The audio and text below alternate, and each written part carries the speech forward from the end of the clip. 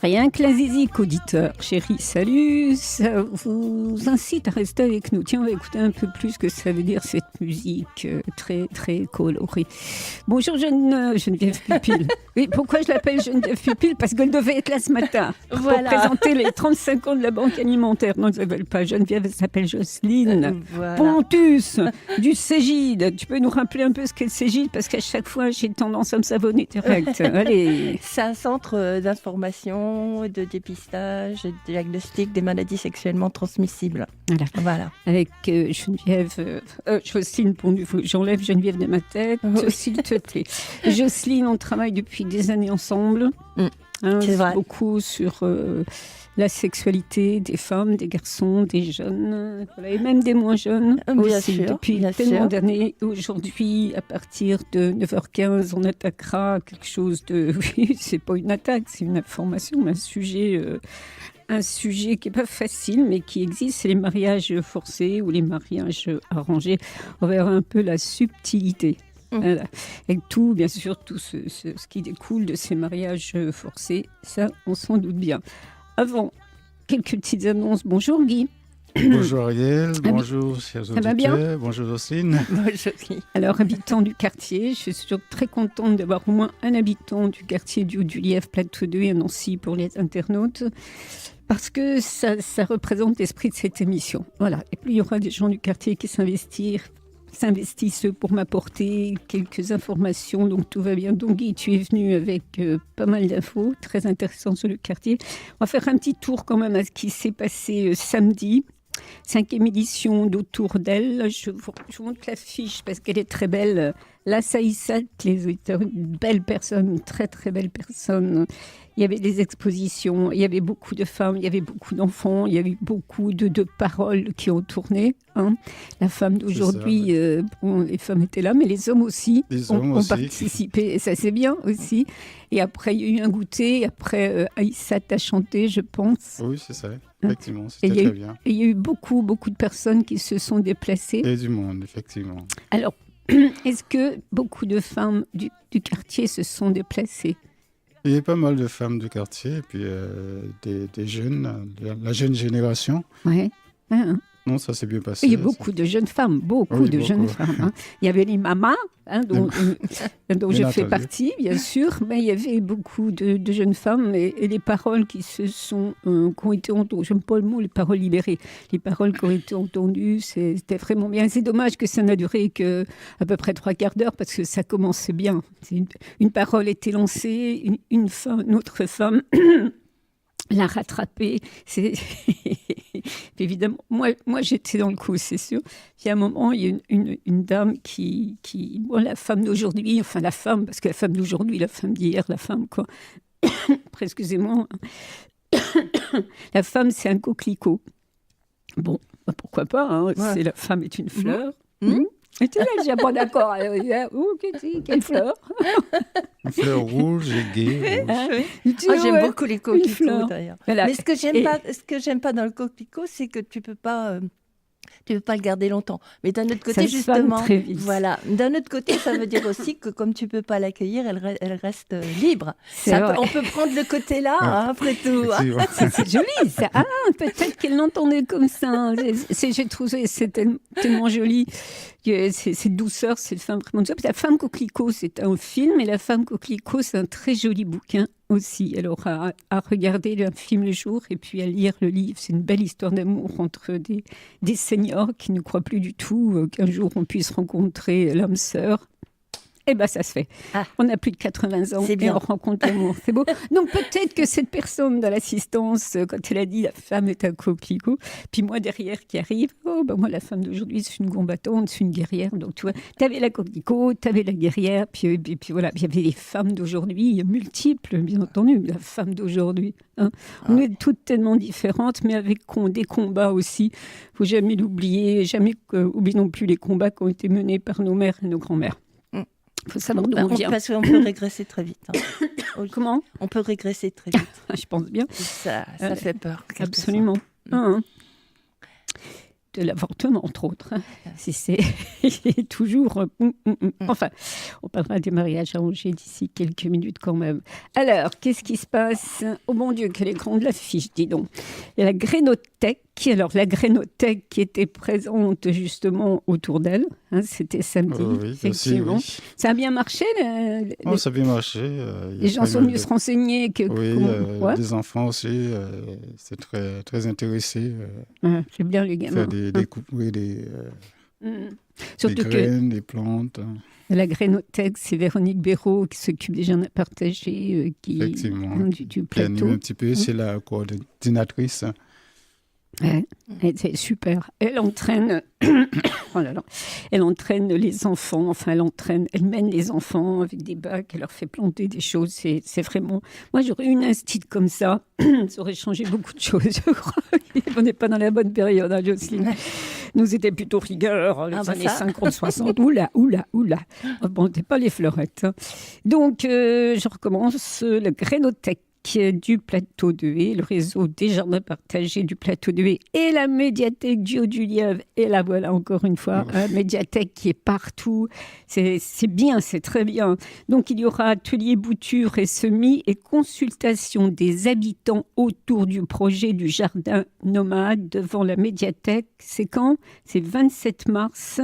C'est quand le 27 C'est mercredi. Merci Guy. Donc, mercredi 27 mars, dès 14h, devant ou médiathèque du Haut-du-Lièvre. Alors, c'est bien, jardin nomade. Alors, Véronique, qui est institutrice, qui ne peut pas quitter ses élèves pour venir, bien sûr, en parler ici. Bon, j'essaierai de faire un son quand même avec elle pour qu'elle nous explique un peu, nomade, on voit un peu ce que ça veut dire, mais comment ça va se passer ? Tu sais un peu, toi ? Pas trop. Pas trop. En fait, devant la médiathèque le 27. Devant la médiathèque, voilà. On va essayer d'installer un petit jardin. Ouais. Et puis la Grénothèque, ça s'adresse pas seulement aux adultes, ça s'adresse à tous les âges, quoi, aux petits comme aux grands. Les plantations bas des immeubles, ça fait des années que ça existe. Oui, on essaie d'embellir un petit peu les pieds d'immeubles et faire participer toutes les personnes, quoi, tous les usagers, tous les habitants. C'est un endroit où on peut justement se rencontrer et puis échanger aussi. Échanger aussi, changer tout, quoi. Faire sortir les personnes parce que les plantations, c'est le retour à la terre. C'est tellement important de toucher la terre. Tu touches quelque chose. Non, mais c'est vrai. Tu sais, toi, puisque tu t'occupes des jardins, j'allais dire des jardins ouvriers. C'est pas les jardins ouvriers, c'est les jardins associatifs, je crois, à côté de nous, à côté de la radio. Il y a les jardins familiaux et dedans, il y a les jardins associatifs. Ouais. Ça, c'est une très, très, très belle formule. On remercie tous ceux qui sont occupés pour que ce quartier s'embellisse et prenne de la hauteur pour beaucoup de personnes. C'est un superbe quartier. Il y a également un atelier rencontre avec l'auteur-illustrateur, toujours à la médiathèque. C'est les vedettes d'aujourd'hui. La médiathèque aussi. C'est Emmanuel Parmentier qui sera à la médiathèque du Lièvre, samedi 30 mars, entre 14h et 16h, 16h-18h à la station de temps. Il y aura un petit goûter offert. Les parents, bien entendu, sont les bienvenus. Voilà. Les parents, les enfants. C'est 2 ateliers et il y a un goûter à 16h pour les enfants. Ok. Donc toi, tu m'amènes. Tu sais aussi bien le dire que moi. Il me dit, tiens, toi qui l'ai dit. Tu n'exagères pas, non ? Coquin, va. Et puis, toujours sous le quartier, parce que moi, je suis désolée, mais la Gazette du Plateau de Haye, la Gazette du Haut-du-Lièvre aussi. Plateau de Haye, c'est Nancy, Maxéville, Laxou, Maxéville. Bougez-vous un peu pour nous envoyer des annonces aussi, n'est-ce pas ? Aussi, voilà, c'est un petit tapé du pied. La petite dernière, décidément. C'était ma grand-mère qui disait qu'il fallait coucher des chaussettes, non ? Faut que je couche des chaussettes, auditeur bien bonnet. Non, mais des fois. Peut-être une peau de chat aussi, on sait rien, vous c'est un truc. Une projection cinéma, c'est Fatima. C'est réalisé par Philippe Faucon. Ce sera le vendredi 29 mars à 17h40 à la MJC du Lièvre. Bon, je ferai l'émission toute seule, parce que je ne vais pas y arriver. C'est l'histoire d'une femme, Fatima, qui arrive en France. Et puis, il faut pas se noyer dans la masse, mais culturellement, c'est pas tout à fait la même chose. Donc, c'est pas facile pour elle. C'est beaucoup ce qui se dit sur ce quartier, sur les quartiers en général, pas seulement ce quartier du Lièvre. Elle fait tout pour que ces deux filles puissent bien vivre, quoi. Voilà. Et c'est un beau film. Hein. Et en plus, l'entrée est libre, je crois. Hein. Oui, c'est ça. En plus. Donc, aucune excuse. Et puis, la petite dernière, alors, c'est pas sur le quartier, mais ça aurait pu. C'est le Printemps de la Palestine. C'est jusqu'au 30 mars. C'est la 9e édition, Printemps de la Palestine. Spectacle, débat, expo, repas, concert, projection. Je crois que, voilà. Mardi 26 mars à la MJC Pichon, 7 boulevard du Rectorsen à Nancy, conférence d'Éléonore Merza-Bronstein, mardi 26 à 20h. Voilà. C'est l'histoire d'une femme qui Nadia, Nakba pour la reconnaissance de la tragédie palestinienne en Israël. Un thème qui revient toutes les semaines sur RCN avec l'émission Mots de paix.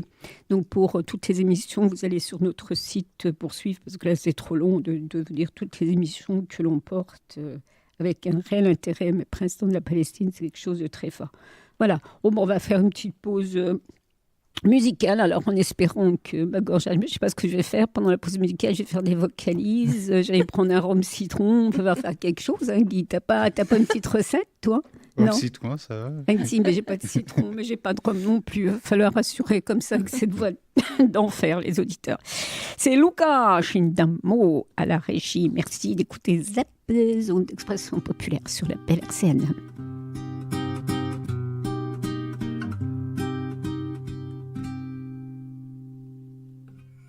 J'ai mon petit cœur en lambeaux, mon petit cœur en sanglots, mon petit cœur qui est pas beau. J'ai la vie qui me fait la gueule.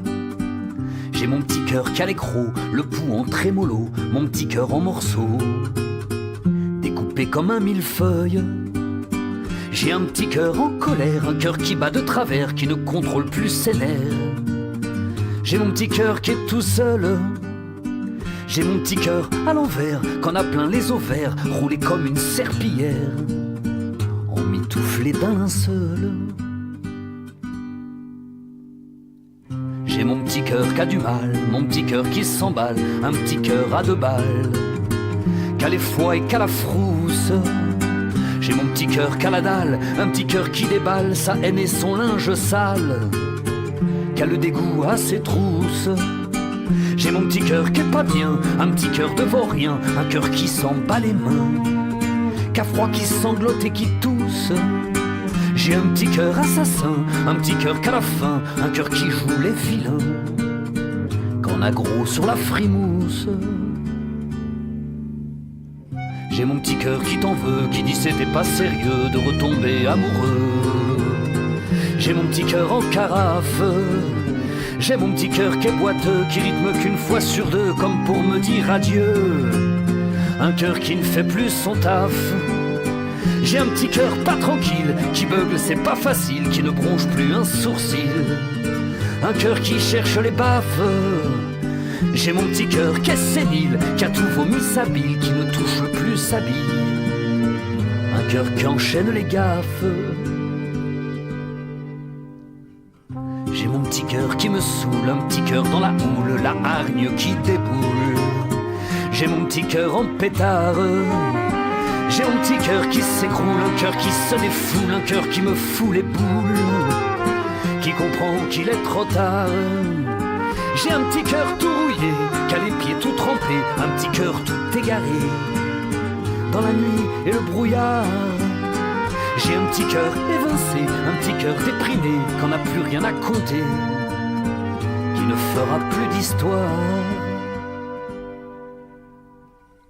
J'ai mon petit cœur en lambeaux, mon petit cœur en sanglots, mon petit cœur qui est pas beau. J'ai mon petit cœur qui dégueule. J'ai mon petit cœur qui a l'écrou, le pouls en trémolo, un petit cœur en morceaux. J'ai la vie qui me fait la gueule.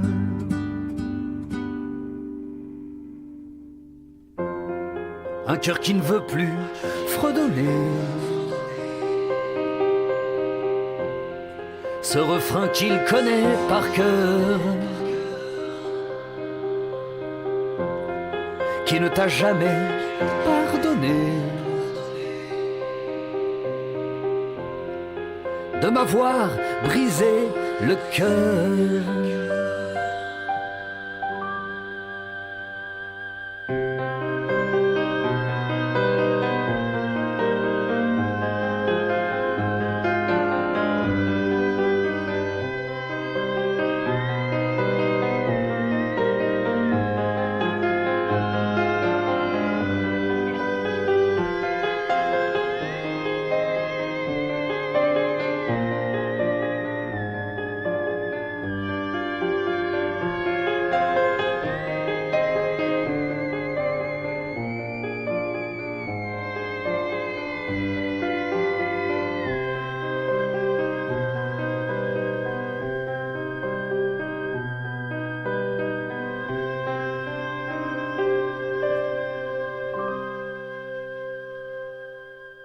Là, ça, c'est le cadeau. C'est les Ogres de Barbac, c'est leur dernier enfant qui est magnifique. C'était Petit Cœur, 4026 de bonheur sur ZEP. Il faut regarder le clip sur YouTube. C'était vraiment super. On écoutera peut-être une autre pause, un autre moment tout à l'heure avec les Ogres de Barbac, si on a le temps. Alors, ton bonbon citron, ça fait combien de temps? On ne fait pas de la pub même pour les ricolas, mais enfin quand même. Hein. Ça n'a pas l'air, c'est pas ce qu'il me faut, quoi. C'est adouci, on va dire. C'est adouci. Bon, alors, à propos d'adoucir, les mœurs, c'est des petits cœurs. Les petits cœurs chagrins, combien de peine, comme le chantait si bien un des Ogres de Barbac. Ces Ogres de Barbac, c'est une vraie tribu. Hein. Quand ils éplatent, ils ont 10. Alors, quand tu les invites, effectivement, ça fait du boucan. Mais on espère, s'ils nous écoutent, on ne sait jamais, ils habitent du côté de Paris, là, si un jour ils viennent en Meurthe-et-Moselle ou pas loin de la Meurthe-et-Moselle, ils nous ont promis de venir. Donc, ça sera la fiesta dans les studios, comme le studio écran, ce serait bien. Oui, maintenant, c'est bien, c'est vrai. C'est plus confortable. Alors, Jocelyne Guy, qui reste avec nous, c'est très bien, puisqu'elle est intéressée par ce sujet des mariages arrangés. Alors, il y a 2 mois, on avait... Alors, ça, il faut suivre aussi les émissions. Il y a 2 mois, puisque tu reviens 1 mois sur 2, donc c'était au mois de janvier. Oui, c'était au mois de janvier, on avait parlé du non. Oui. Savoir dire non. Et justement, lors de cette journée autour d'elle, samedi, une femme s'est levée et dit, il faut apprendre à nos enfants à dire non. C'est vrai. J'ai dit, tiens... C'est pas facile de dire non, en fait. Non. Moi, c'est bizarre, tu appuies sur le bouton, je dis non. Ils disent rarement oui. Non, je plaisante. Non, c'est pas facile. Non, c'est pas facile. C'est toute une éducation. Ouais, c'est vrai. Donc, après le nom, les mariages arrangés. Alors, la différence entre mariage forcé et mariage arrangé, ce qui est subtil. Oui, c'est... Bon, le résultat est le même de toute façon. Mais il faudrait quelqu'un qui puisse faire l'avocat du diable, ce serait bien. Enfin, alors, si vous écoutez cette émission sur Scoobou, si vous êtes d'accord ou pas d'accord, si vous voulez rajouter quelque chose, vous-même, vous avez subi un mariage forcé ou arrangé, on peut en parler. Au contraire, c'est très, très enrichissant, parce que ce qui est enrichissant, c'est que c'est la personne qui a subi garçon-fille. En général, c'est les filles qui sont plus susceptibles d'un mariage comme ça qu'un garçon. Mais les garçons aussi, ça peut arriver. J'ai vu, je ne sais pas si tu as vu, il y avait une émission On Terra Connu. Là, oui, c'est ça. Eh bien, c'était des personnes qui vivent dans l'Himalaya. Et c'était vraiment très touchant d'entendre un homme qui était malheureux parce qu'on l'a forcé à se marier alors qu'il était amoureux d'une autre femme. Oui, donc, et avoir le témoignage et le vécu d'un homme dans une situation pareille, ça interpelle quand même. Parce que ils lui ont même pas dit, ils l'ont emmené, soi-disant qu'il allait à un mariage, mais il savait pas que c'était le sien. Et voilà. Et il a été obligé, parce que c'est l'honneur des parents qui était en jeu, c'était arrangé depuis leur plus tendre enfance. Et voilà. Eh ben ça fait bizarre quand même d'entendre un homme qui a les larmes aux yeux parce que justement il a subi aussi cette pression. Un mariage arrangé, alors non, mariage influencé par la culture, par les principes familiaux, par les valeurs. de par ta profession, puisque tu as été sage-femme, tu es toujours sage-femme. Oh oui, je crois que je mourrai sage-femme. Sage-femme, tu t'intéresses plus aux mamans, mais tu t'intéresses toujours aux femmes, aux enfants et aux femmes, aux hommes, aux enfants. Voilà. Pas plus la femme que l'homme.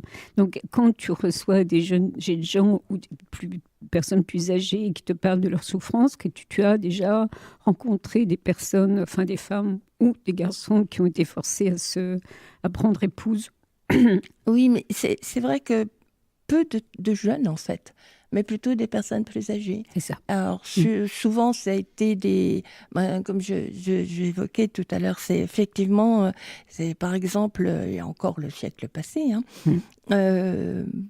pour regrouper les terres, pour avoir des plus grandes terres, pour cultiver tout ça de façon plus industrielle, donc ces terrains, eh bien, il y avait ces mariages arrangés. Et en fait, automatiquement, ça aboutissait aussi à des mariages de façade, parce que effectivement, alors je sais pas, en tous les cas pas cette femme-là, mais elle savait que son mari avait une vie parallèle. Bien sûr. Donc, parce que ça fait mal, quoi. Là, tu parles d'une femme européenne Oui, d'une femme européenne, parce que bien ça, c'était qu'au XIXe siècle, en Europe, il y avait des mariages arrangés, surtout chez les gens aisés. C'est ce que tu viens de dire. Les mariages arrangés dans les années 70 aussi. Je crois que ça a tout le temps existé, que ça existe encore. Bien sûr. Voilà. Alors, pas plus ou moins violent. C'est plus maquillé, on va dire. Ça se fait, c'est plus enveloppé dans du papier de soie, mais ça existe tout le temps, quoi, quelque part. Les enfants, ça dépend de leur éducation, mais les enfants vont se sentir obligés de suivre l'orientation indiquée par les parents, parce qu'on ne veut pas les froisser, parce qu'on ne veut pas les mettre à mal. Bon, maintenant, c'est vrai qu'on voit des jeunes qui claquent la porte et qui épousent qui veulent. C'est vrai, et tant mieux, Mais il ne faut pas oublier que ça existe encore. J'ai lu, je ne sais plus dans quel magazine, parce que tu sais très bien que j'archive tout. Enfin bon, j'ai presque une pièce chez moi, je raconte ma vie d'archives, et c'est pas faux. Qu'en fait, il y a beaucoup de mariages qui ont été arrangés. Alors c'est beaucoup les femmes musulmanes, c'est voilà. Peut-être l'ancienne génération, maintenant les plus jeunes, c'est peut-être plus facile pour elles d'échapper à ça, j'espère. Disaient qu'en fait, ces mariages-là résistaient mieux que les mariages d'amour, parce que logiquement, quand on se marie, c'est que vraiment on aime son partenaire. J'ose espérer, parce que bon, si c'est pour le fric, ça fait rien, c'est quand même... Bon. Respecter le contrat, quoi, c'est tout. Donc respecter le contrat. Voilà, donc il n'y a pas d'affect là-dedans. Un mariage d'amour, l'amour, ça se nourrit, ça demande quand même du travail tous les jours, si je puis dire, pour entretenir le couple. Là, c'est vraiment un contrat plus matériel, donc comme il n'y a pas cette entre guillemets cette faiblesse de l'affect. Vaut mieux l'avoir, la faiblesse de l'affect, mais bon. Guy, tu peux intervenir si tu veux.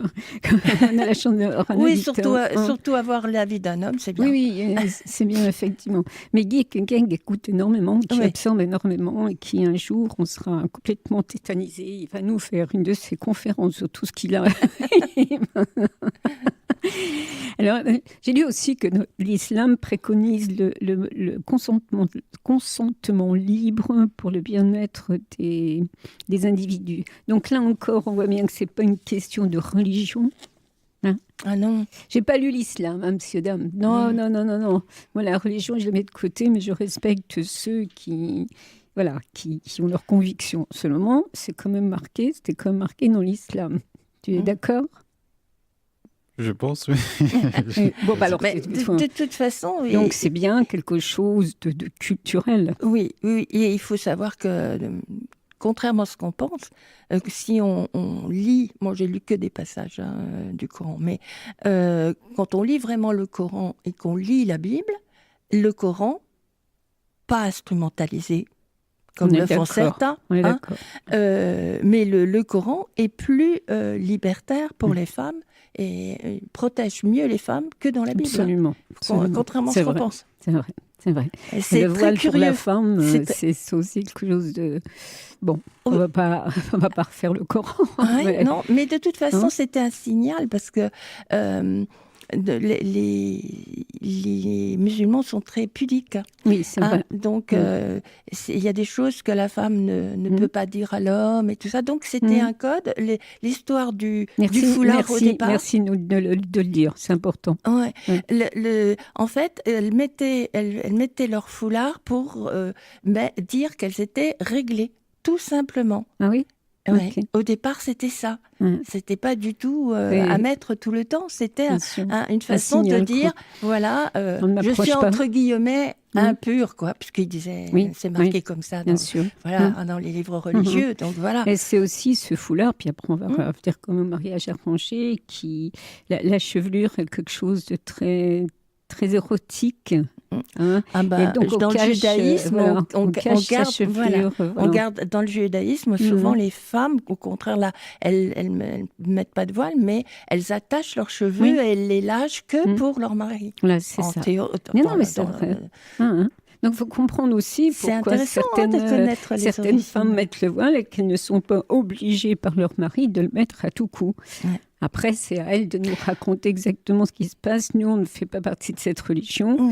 Nous sommes européennes, nous avons nos convictions, et voilà. Mais c'est expliqué joliment quand même pourquoi certaines femmes mettent les voiles.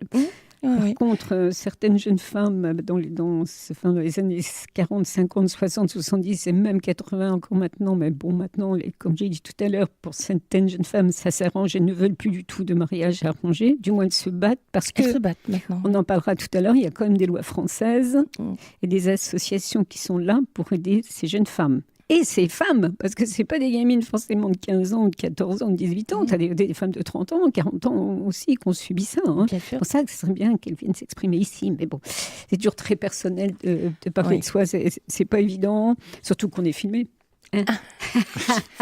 J'y pensais plus. Mais qu'est-ce qu'elle dit? Mais non, mais c'est au contraire, mesdames, au contraire. Racontez vos histoires, c'est toujours bénéfique pour les autres femmes qui vous écoutent. Et les hommes aussi, faut pas croire. On les met toujours un peu de côté pour ces histoires-là. Justement, les mariages arrangés, ils y sont, puisqu'ils sont aussi obligés de marier la femme qu'ils rencontrent ou pas. Je ne sais pas comment ça se passe. Comment c'est... Alors, mariage influencé par leur culture, mais tout mariage arrangé n'est pas forcé et tout mariage forcé est arrangé. Voilà. Donc, c'est comme disait en début d'émission, c'est très subtil, sauf que le résultat, il est quand même le même. De toute façon, quoi qu'il en soit, voilà. Bon, il y a de toute façon plus peut-être effectivement... sous-tendu des histoires ou personnelles entre des familles qui se connaissent bien, ou alors comme on disait tout à l'heure, des soucis financiers. Mais je veux dire, quoi qu'il en soit, ce sont des... Je ne dis pas que les mariages ne peuvent pas fonctionner, bien non, il y en a qui fonctionnent bien sûr. Mais je veux dire, c'est pas... Il n'y a pas le côté sentimental... Bon, j'ai la réputation dans cette radio d'être fleur bleue. Alors je l'assume. Se fader à un mec toute sa vie, c'est quand même plus intéressant de l'avoir à la bonne. N'est-ce pas, oui? Non, en fait, ce que je veux dire, c'est que... Comment ça, non? Ah bon? Mariage arrangé, en fait, ça concerne aussi bien les hommes que les femmes. On a plutôt tendance à penser que c'est plus les femmes que ça concerne. Ça concerne aussi bien les hommes. Et parfois, ça peut être bénéfique aussi. En fait, tu parlais du point de vue économique. Ça peut arranger les deux familles. Peut-être pas les personnes que ça intéresse vraiment, la femme et l'homme. Mais ça peut être une solution. Alors ça, c'est donc... on va dire que l'histoire se passe très bien. L'histoire se passe très bien entre les familles, entre les époux, ils se plaisent, tout va très bien, ça arrive. Mais quand ça se passe pas bien, que les familles sont là et que la pauvre femme ou le pauvre mec, il est là avec ce mariage et que ça finit toujours, c'est une violence de toute façon. Oui, bien sûr. De toute façon.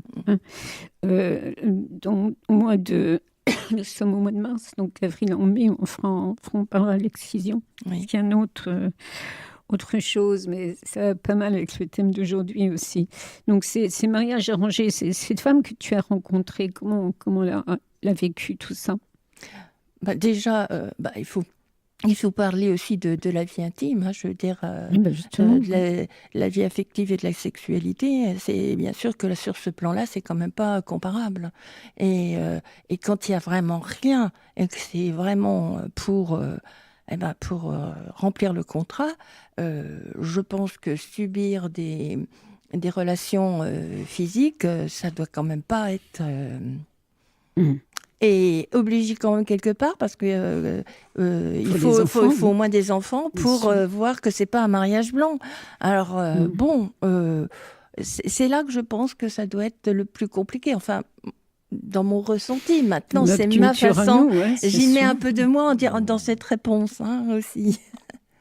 Je pense qu'ils peuvent commencer à s'apprécier, à s'aimer, et puis même si c'est pas la personne qui était désirée au départ, mais au fur et à mesure, dans une société qui évolue, ils peuvent s'instaurer le respect de l'autre. En fait, ça, c'est mon avis. Respect, oui, d'accord. Oui, c'est sûr que bien sûr. Ça peut s'installer. De toute façon, le respect dans un couple, je pense que c'est respect et confiance. Déjà, oui. C'est déjà le socle pour moi. Enfin, s'il y a pas pour moi. Ouais. Maintenant, justement, comme je disais aussi en donnant l'exemple tout à l'heure, en évoquant donc ces situations-là, il faut reconnaître que quand il y en a un des deux qui justement respecte pas complètement le contrat et a une vie parallèle, là, ça devient super compliqué. Ça devient super compliqué. Hein. Mais on peut très bien comprendre. On peut très bien comprendre. Oui. Alors ça, c'est un mariage au 19e siècle, c'est exactement ce qui se passait. Hein. Pour l'homme, du moins. Pour l'homme. Que la femme, pour l'homme. C'était toléré pour l'homme, mais surtout pas pour la femme. Là. Quoique, ça se faisait quand même.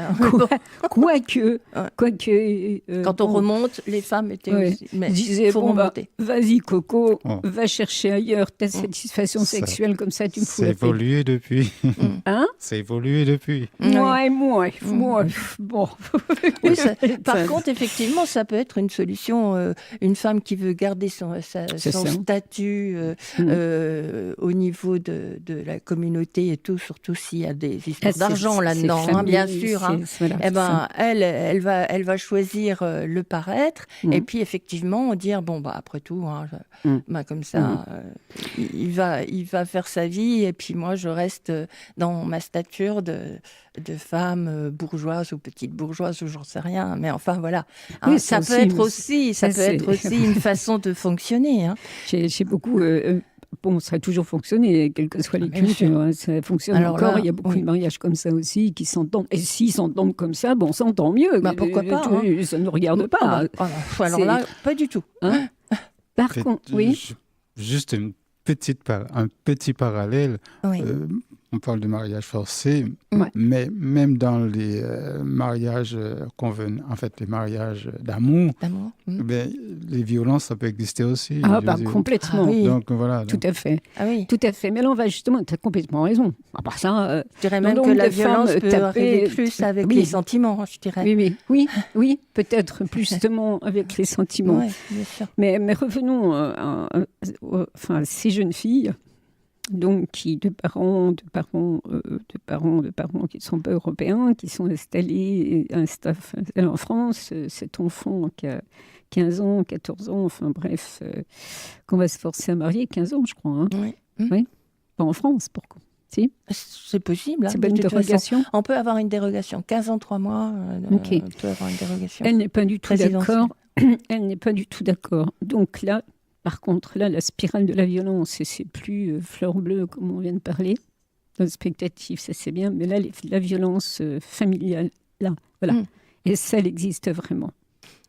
Ah oui, de toute façon, c'est pas une violence physique, mais ça dépend. Mais ça dépend. Oui, mais au départ, pour préparer les jeunes à ces mariages arrangés, on va dire, il y a une pression, mais une pression morale. Donc, je ne sais pas ce qui est le plus dur, si c'est les coups ou la pression mentale. Morale, psychologique. Psychologique, c'est vachement aussi destructeur. De toute façon, pour dire les choses, je pense que surtout les jeunes filles sont conditionnées, quelque part, dès leur plus jeune âge, pour accepter que ces mariages soient arrangés. Ces jeunes filles-là qui quittent l'école très jeunes aussi. Bien sûr. De toute façon, c'est une problématique aussi que je vois dans mon boulot. C'est ces jeunes filles qui veulent justement s'assumer et être reconnues parce qu'elles sont pas tellement reconnues dans la famille, elles sont noyées dans la famille. Et là, être reconnues et reconnues en tant que femme, c'est comme ça que je me retrouve avec des jeunes filles très jeunes qui mettent en route un pitchoun. Voilà, pour exister, parce que là, elles seront reconnues en tant que femmes et comme mères. Voilà. Et bien sûr, quand elles sont très jeunes, c'est une vraie catastrophe, quoi. Petit côté émancipation de la famille. C'est ça. Et pensant à la pression de la famille, c'est extrêmement dur pour elles. Et vu l'éducation et la culture, dans ces cas-là, elles ont encore en plus dans l'esprit que de toute façon, du moment qu'il y aura un pitchoun, l'homme ne pourra pas partir. Or, au jour d'aujourd'hui, en vivant ici, on sait très bien que... Les familles monoparentales, c'est pas un hasard. Ça peut être vite balayé, tout ça. Elle se retrouve donc toute seule avec cet enfant très jeune. Qui veulent rester toute seule, mais il y en a beaucoup qui ne veulent pas. Bon, l'enfant, l'homme part et voilà. C'est cette violence dans les familles pour que la gamine baisse les bras. Et souvent est mariée bien en dehors de la France. Quelquefois aussi, oui. À l'étranger, comme ça, quand elle revient en France, hop. Voilà. Donc ça, c'est un réel problème. Et c'est depuis 2014 où il y a vraiment la loi française interdit les mariages arrangés. Oui, mais on ne peut jamais vraiment le savoir. De toute façon, quand ça se passe dans l'autre pays, moi j'ai eu des jeunes filles qui sont... mais tu ne peux plus, quand tu arrives en France, aller voir qui de droit... Non, c'est fini, c'est foutu. Une fois qu'ils sont mariés, ils sont mariés. Ok. Et des jeunes filles qui me disaient... Alors moi, elles venaient me voir pour quelque chose qui normalement est interdit à faire par un professionnel de santé. Mais on s'arrange parce qu'on sait que c'est pour éviter justement une violence supplémentaire. C'est que j'ai des jeunes filles qui savaient qu'elles allaient partir dans le pays des parents d'origine, le pays d'origine, qu'elles allaient être mariées. Elles venaient pour chercher un certificat de virginité, pour éviter justement ce constat qui est fait par un tiers dans le pays. Voilà. Alors ça, c'est une violence aussi. Bon, et ça, c'est pas toujours fait entre femmes en plus. C'est pas comme par exemple dans la communauté de gitans. Là, c'est fait entre femmes. Ce sont les femmes qui prouvent la virginité. Alors il y a plusieurs choses. L'histoire du mouchoir, c'est par exemple, c'est plus les gitans d'origine espagnole. Là, ils le font. Ils montent le mouchoir. Voilà. Ils brisent l'hymen avec le doigt. Une femme brise l'hymen avec le doigt. Et comme ça, ils montrent que c'est... Quand tu réfléchis à tout ça, les femmes font beaucoup de mal aux femmes. Alors, quand on parlait des femmes d'aujourd'hui, samedi après-midi, je reviens à la journée autour d'elles, il y aurait eu beaucoup à dire des femmes. Vraiment beaucoup à dire. Et on parlera dans notre émission de l'excision, mais ce n'est pas les dernières. On a les gamines se faire charcuter. Alors qu'elles-mêmes l'ont subi. On revient à la culture, et on revient aux valeurs, et on revient à tout ça. Surtout qu'en plus, ce n'est pas toujours une demande des hommes. Les hommes ont envie, au contraire, que ça s'arrête, cette histoire. Je ne sais pas, peut-être, et ce serait bien qu'ils soient là pour au Sénégal, par exemple, les hommes voudraient que ça s'arrête. Il y a des lois qui ont été ratifiées. Il faudrait rechercher, quand on fera l'émission de l'excision, tous les pays qui sont d'accord avec ça. Mais là aussi, revenons en France. En France, c'est interdit. Quand on se marie, il faut que le consentement soit, comme l'islam le dit, c'est que les deux soient d'accord pour se marier. Donc c'est une violence, une extrême violence, même si tu as été toute ta vie, depuis que tu es né, bien sur la ligne droite, bien comment il faut faire, mais c'est quand même des gosses qui vont à l'école, qui ont des copines qui ne sont pas comme elles. Donc c'est sûr qu'à un moment, même si après les autres, elles sont très vite retirées de l'école parce qu'il y a autre chose à faire, hein. Mais quand même, donc c'est d'une grande violence. Alors comment aider? C'est ça aussi, c'est bon, c'est bien d'en parler, mais comment aider ces jeunes filles? Alors il y a des lois, il y a des associations comme GAMS, les GAMS, ça c'est à Paris. Hein? Alors, et ça, c'est pour l'excision, je crois. Oui, c'est plus pour l'excision. Oui. Mais aider, je ne sais pas, en définitive, c'est très compliqué. Parce que nous, on voudrait aider, mais avec notre vision du monde et de la vie. Oui, non, mais si elles le demandent. Oui, mais en même temps, même si on les accompagne, c'est là encore d'une grande violence pour elles, parce qu'en fait, c'est bousculer tout ce qu'elles ont appris, vécu au sein de la famille pendant tant et tant d'années. Donc, c'est très dur, même si elles viennent en demandant de l'aide. Elles ne veulent pas non plus tout bousculer, parce qu'elles ne veulent pas être complètement dehors de la famille non plus. Il y a le respect de la famille quand même, qui est très très ancré. Mais le respect de la loi française quand même, ça... C'est quand même... Je sais bien que la gamine, c'est double violence. Enfin, la gamine, ou pas. C'est double violence à chaque fois. Mais enfin, si elle ne veut pas, il y a quand même des textes de loi qui sont là. Il y a quand même des associations comme le CIDFF... du manège à Nancy, qui peuvent les aider. Je sais que c'est pas facile. C'est de toute façon ce qui bloque, même quand elles savent, qu'elles connaissent tous leurs droits. Ce qui est compliqué, c'est qu'elles savent dans ce cas-là que si elles vont vers ces associations et vers les lois françaises, elles vont justement se couper de la famille. Et là, les violences peuvent commencer. Et là, je dois dire que c'est compliqué, même psychologiquement pour elles. Parce qu'elles ne s'imaginent pas non plus couper complètement de la famille. C'est pour ça que là, c'est vraiment être assis entre deux chaises. Oui, mais là, alors, permanence. C'est sans issue, quoi. Non.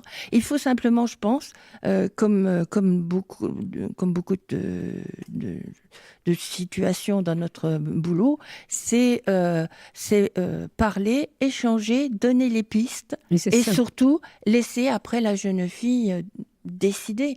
En fonction d'eux. Au moins, elle est au courant. Une fois qu'elle est au courant, qu'elle sait tout ce qui existe, après, c'est à elle de cheminer et d'aller jusqu'où elle veut, de décider jusqu'où elle veut aller.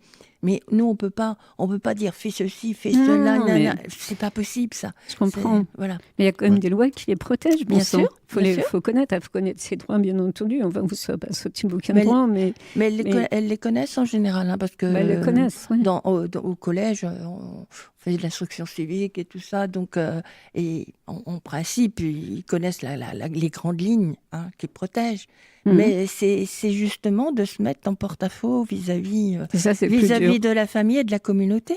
Oui, c'est surtout trouver en fait un équilibre, c'est de transition entre justement leurs coutumes, ce qu'elles ont appris, et puis voilà, c'est les lois en vigueur. Et puis, c'est ça qu'il faut essayer de les aider à contrebalancer. Oui, je comprends mais bien. on ne peut pas contrebalancer pour elles parce que c'est bon.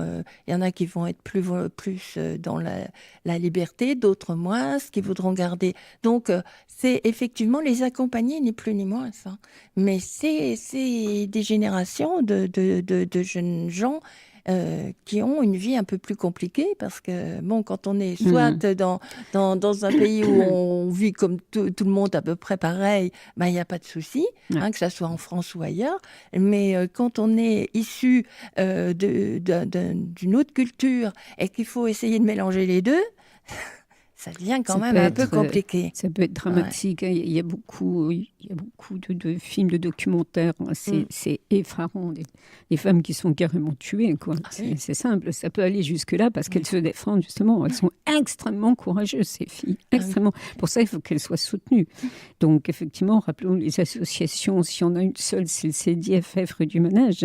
Des centres d'information des droits des femmes et des familles qui ont là l'information. Les femmes relais sur le quartier.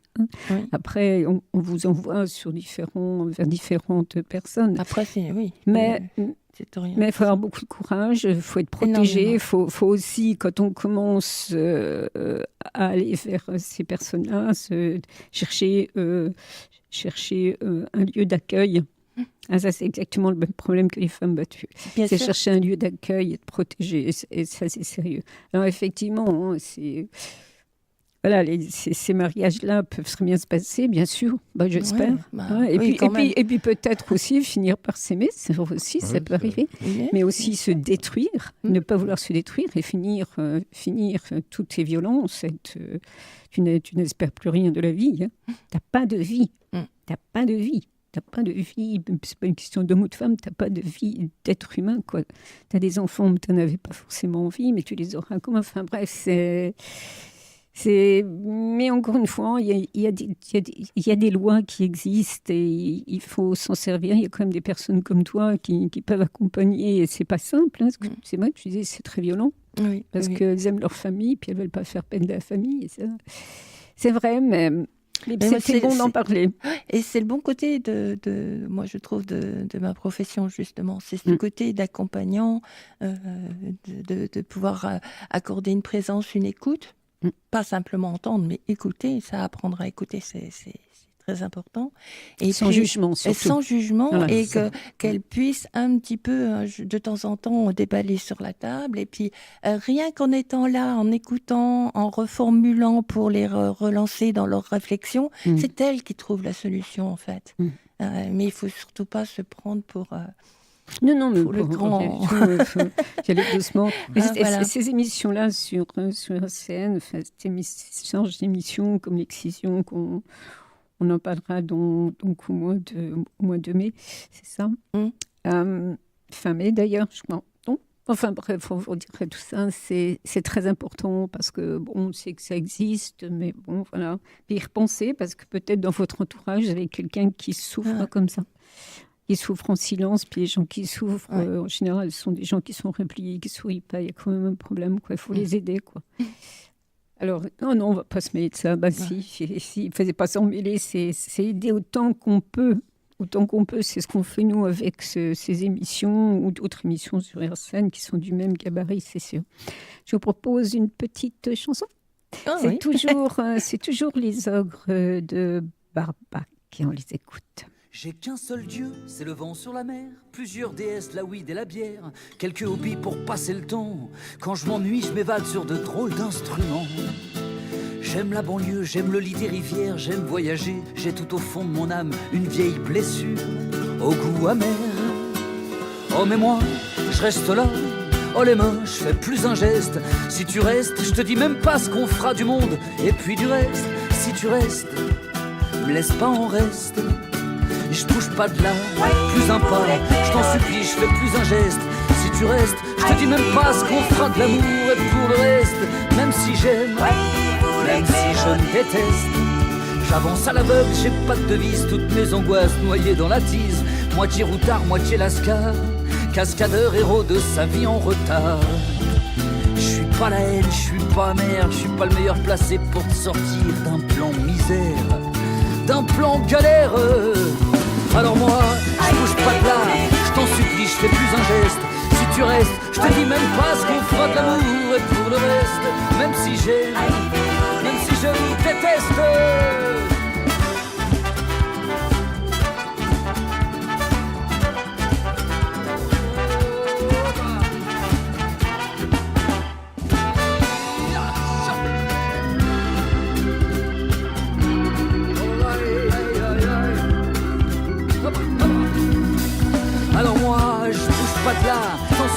Fais plus un geste, si tu restes, je te dis même pas ce qu'on fera de l'amour. Et pour le reste, même si j'aime, même si je me déteste.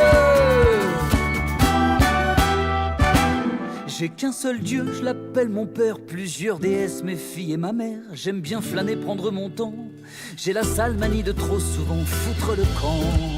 Toutes mes promesses sont terre à terre. Je laisse la lune à décrocher aux chanteurs populaires pour leurs chansons populaires. Alors moi, je bouge pas de là, je fais plus un geste. Si tu restes, on fera l'amour. Et pour le reste, si tu restes, me laisse pas en reste. Je bouge pas de là, je t'en supplie. Oh les mains, je fais plus un geste. Si tu restes, ce qu'on se fera du monde. Et pour le reste, si tu restes, oh les mains, je bouge pas de là. Si mais moi je reste. Si tu restes, ne laisse pas en reste. Oh si tu restes, oh si tu restes.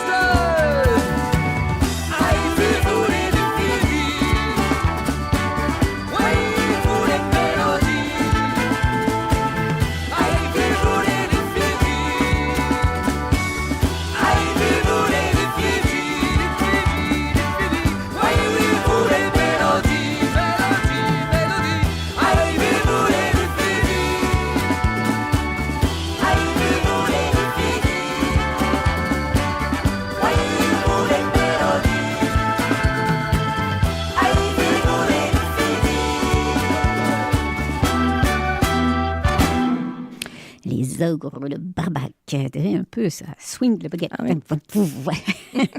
Vous écoutez Zeb, zone d'expression populaire, Ariel Christoflo, Jocelyne Pontus, bon sang. Et je t'assomme aujourd'hui, t'as pas de bol avec moi. Guy, un habitant du quartier du Haut-du-Lièvre, puisque Arsène est inséré au milieu de ce quartier, et très content d'être là. C'est sûr depuis 31 ans maintenant, je le rappelle de temps en temps. Voilà. Donc, vous avez écouté cette émission. Si vous désirez réagir par rapport à ce qui a été dit, ne vous gênez surtout pas. Vous venez nous voir. Nous sommes situés au 2 bis Laurent Bonnevet. Rue Laurent Bonnevet, sur le quartier du Haut-du-Lièvre. Ce sera intéressant d'avoir votre avis d'homme et de femmes, bien entendu. Bien sûr, exactement deux. Comme les femmes battues. Et on le disait il y a quelques années, c'était beaucoup plus facile d'avoir des témoignages. Maintenant, tout le monde a peur du qu'en dira-t-on. C'est dommage parce que ça aide pas mal les femmes et les hommes à se remettre en question. Quelquefois, ça peut bouger grâce à ça. Alors, normalement, point à la ligne, normalement, vous auriez dû entendre Jérôme Bourré à l'antenne, comme tous les derniers lundis du mois. Il n'a pas pu venir aujourd'hui, donc on le retrouvera le mois prochain avec des parents. Alors, la DRE, c'est la réussite éducative de l'Aix-en-Provence. Oui. Jérôme Bourré, avec ses collaborateurs qui s'occupent beaucoup de la parentalité. Très beau boulot qu'ils font. Très, très magnifique boulot. On leur tire notre chapeau, quelle que soit la DRE, bien sûr. En l'occurrence, c'est l'Aix-en-Provence dans cette émission, mais il y a également la DRE de Maxéville qui s'exprime également sur RCN. On remercie Lucas Chindamo à la régie. Cette émission est réécoutable aujourd'hui à 15h. Tout à l'heure, donc les auditeurs, voilà. Demain matin, dès 7h, et puis en téléchargement, ça vous dit. Et puis, alors, allez hop, là, pour voir nos bobines sur YouTube. Avec un grand fou rire. Merci tout le monde, merci. À la semaine prochaine pour d'autres aventures sur Zeb. Bye bye, bonne semaine.